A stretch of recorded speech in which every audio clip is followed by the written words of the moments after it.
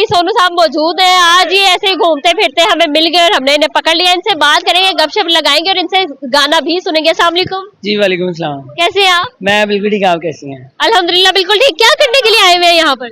वैसे ही खाना ज्यादा खा लिया मैंने, कहा थोड़ी सी वॉक हो जाए। खाना ज्यादा खा लिया? क्या खा के?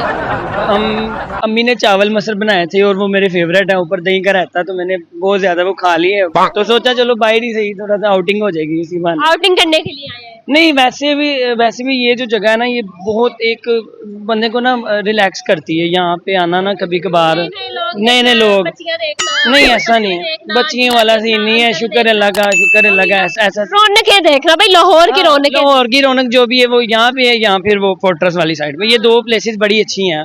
डेली जाते हैं? नहीं डेली नहीं, जब टाइम हो तो इधर आ जाते हैं, ऐसा ही कुछ। मुझे ये बताइएगा, शादी क्यों नहीं? शादी ये तो जब अल्लाह ताला ने चाहा तब वो हो जाएगी।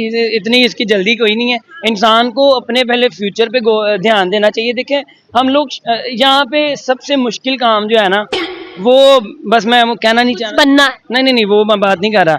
मुश्किल काम है वो शादी है, और जो इजी काम है वो इसका ऑपोजिट आप चले जाओ वो है। ठीक है, अगर आपने शादी भी करनी है तो पहले अपने आप को सेट करो, क्योंकि प्यार मोहब्बत जो है वो होता ही रहता है, जिंदगी में होता रहता है। लेकिन शादी तब करो जब आप वाकई स्टैंड हो जाओ कि आप अपनी बेगम का, अपने घर वालों का, अपने बच्चों का खर्चा अफोर्ड कर सको। ज्यादातर जो लड़ाइयाँ होती है वो इसी वजह से होती है कि जी बाद में पैसे नहीं आया, ये हो गया वो हो गया, मेकअप फलान ढींगी एंड एवरीथिंग, यही लड़ाइयाँ होती हैं। ठीक है, अगर तो पैसे घर में पूरे हैं ना तो आपकी बीवी आपको कुछ कहेगी, ना बच्चे शिकायत करेंगे, आपकी फैमिली जो बड़ी हैप्पी रहेगी। तो शादी तभी करो जब आप स्टैंड हो जाओ। अच्छा मुझे ये बताएं कि शादी करने के लिए मिनिमम कितने पैसे होने चाहिए? देखें जी, मैं इस चीज को बिल्कुल भी प्योरिटी नहीं देता कि धूमधाम से करो। हमारे नबी पाक सल्लल्लाहु अलैहि वसल्लम ने इस चीज का हुक्म दिया है कि हम बिल्कुल सादगी में शादी करें। मौला अली की शादी कितनी, एक उन्होंने जीरा सेल की और उनका निकाह हो गया। मैं तो निकाह को प्रेफर करूंगा। अगर मैं खुद, अगर अल्लाह ताला मुझे करोड़पति भी कर देते ना, तो मैं फिर भी इंशाल्लाह मैं ये ऑन ईयर कह रहा हूँ कि मैं निकाह ही करूंगा। मेरी सोच है, ये मेरी सोच है। बड़ी बात है। लेकिन आजकल के जो लड़के लड़कियां वो तो कहते हैं धूमधाम से, माइयो भी हो, मेहंदी भी हो, बारात भी हो, वलीमा भी हो, मुखलावा भी हो, उसके बाद ससुरालियों की तरफ से नाश्ता आए, नाश्ता भी खाएं, फिर उनके घर दावतों में भी जाएं। सॉरी टू से मेरी बात आप लोगों को बुरी लगेगी, लेकिन ये छपड़ी स्टाइल है सारा कुछ। ठीक है, हम लोग ऐसा करते हैं कि अगर मेरी बात किसी को बुरी लगी हो तो माजरत। हम मिडिल क्लास लोग ऐसा समटाइम करते हैं कि हमारे घर में खाने को ज्यादातर कुछ होता नहीं, हम इधर उधर से पकड़ के अपने रिश्तेदारों को दिखाने के लिए धूमधाम से शादियां कर लेते हैं। बाद में वो जो बेचारी बेगम लेके आते हैं वो देख रही होती है ये कर्जे ही उतारी जा रहे। ऐसा नहीं होना चाहिए मेरे भाई और मेरी बहनों।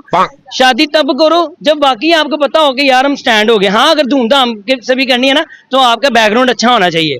ये नहीं है कि आपकी पॉकेट में कुछ नहीं है, आप अपने रिश्तेदारों को दिखाने के लिए इतना कुछ कर रहे हो। नहीं, ऐसे नहीं होना चाहिए मेरे भाई। तब करो जब आप स्टैंड हो जाओ। ये आप मुझे ये बताएं कि आप जब इस फील्ड में आए हैं तो आपके घर वालों का क्या रिएक्शन? देखिए, मेरे घर वाले तो मुझे बड़ा सपोर्ट करते हैं, स्पेशली मेरी मामा, मेरे भाई। मैं गाने गाता हूँ और मेरे लिए ये बड़ी एक अच्छी बात है। मैं गाने भी वो गाता हूँ जिसमें शिरक ना हो। ठीक है, हम आर्टिस्ट सम टाइम भटक जाते हैं। कोई भी आर्टिस्ट हो, डांसर हो, एक्टर हो या सिंगर हो, सम टाइम हमें ना अपॉर्चुनिटीज ऐसी मिलती है कि हम वो अवेल कर लेते हैं, लेकिन उसकी स्टडी नहीं करते। बड़े ऐसे सिंगर हैं, चलो वो कुछ इंडियन सिंगर्स हैं वो तो हिंदुइज्म में आ जाते हैं ना, वो जो मर्जी करें। लेकिन एज एन मुस्लिम हमें ऐसी शायरी करनी चाहिए जिसमें शिरक ना हो। मेरे भाइयों, ये बहुत सेंसिटिव इशू है। शिरक is the most sensitive issue in the sight of Allah. गाने गाओ जितने मर्जी गाओ, क्योंकि गाने की हदीस है कि नबी पाक ने गाने से मना नहीं किया, लेकिन शिरक वाले गाने ना गाओ। चले आप गाना सुना दें। चलें जी, अरिजीत सिंह का गाना ये आपके लिए। हवाओं में बहेंगे, घटाओं में रहेंगे, तू बरखा मेरी, मैं तेरा बादल दिया। जो तेरे ना हुए तो किसी के ना रहेंगे, दीवानी तू मेरी, मैं तेरा पागल पिया। हजारों में किसी को तकदीर ऐसी मिली है, एक रांझा और हीर जैसी, ना जाने ये जमाना क्यों चाहे रे मिटाना, कलंक नहीं इश्क है काजल पिया। दुनिया की नजरों में ये रोग है, वो जिनको जो जाने जोग है। एक तरफा शायद हो दिल का भरम, दो तरफा है तो ये संजोग है। हमें जिंदगानी की कहानी कैसे मोड़ पे हूँ मेरे खुद से पराए, हम किसी से नैना जोड़ के हजारों में किसी को तकदीर ऐसी। Thank you so much. बहुत ही प्यारी आपकी आवाज है। मुझे ये बताएं कि कितना टाइम लगा आपको इसे सीखने में?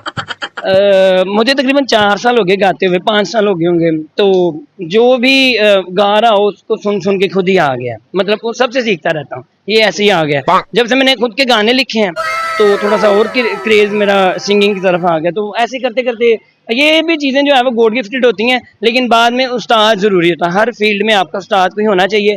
तो मेरे उस्ताद बड़े ज़्यादा हैं, क्योंकि मेरे सीनियर्स लोग जितने भी हैं उन सब से मैं सीखता हूँ। ठीक है, अच्छा मुझे ये बताइएगा, अगर आपको एक दिन के लिए वजीर आजम बना दिया जाए तो आप मुल्क के लिए क्या तरक्की करेंगे? मैं मुल्क छोड़ के चला जाऊंगा। वजीर आजम मुल्क के छोड़ के चला जाएगा? नहीं, देखिए जी, मुझे अगर मौका मिले ना, एक ऐसा मौका मिले कि मुझे पाकिस्तान छोड़ना पड़े, मैं अपनी सारी फैमिली को लेके यहाँ से चला जाऊंगा, क्योंकि मैं थोड़ा सा डिस्टर्ब। किस कंट्री में जाए? मुझे जो मेरी फेवरेट है वो जापान। जापान में ले जाएंगे फैमिली? इंशाल्लाह ले जाऊंगा, सिंगर बन गया फिर भी ले जाऊंगा। हाँ, इन घटाओं में रहेंगे, तू बरखा मेरी, मैं तेरा बादल दिया। जो तेरे ना हुए तो किसी के ना रहेंगे, दीवानी तू मेरी, मैं तेरा पागल पिया। हजारों में किसी को तकदीर ऐसी, मिली है एक रांझा और हीर जैसी, ना जाने ये जमाना क्यों चाहे रे मिटाना, कलंक नहीं इश्क है काजल पिया। दुनिया की नजरों में ये रोग है, वो जिनको जो जाने जोग है। एक तरफा शायद हो दिल का भरम, दो तरफा है तो ये संजोग है। हमें जिंदगानी की कहानी कैसे मोड़ पे हूँ मेरे खुद से पराए, हम किसी से नैना जोड़ के हजारों में किसी को तकदीर ऐसी। Thank you so much. बहुत ही प्यारी आपकी आवाज है। मुझे ये बताएं कि कितना टाइम लगा आपको इसे सीखने में?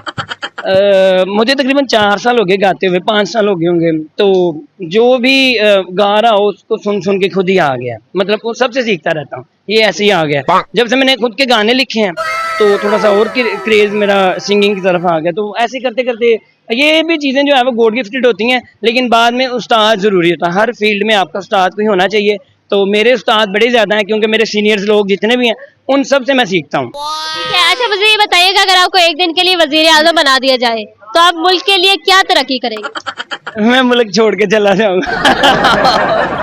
वजीर आजम मुल्क के छोड़ के चला जाएगा? नहीं देखें जी, मुझे अगर मौका मिले ना, एक ऐसा मौका मिले कि मुझे पाकिस्तान छोड़ना पड़े, मैं अपनी सारी फैमिली को लेके यहाँ से चला जाऊंगा, क्योंकि मैं थोड़ा सा डिस्टर्ब। किस कंट्री में जाए?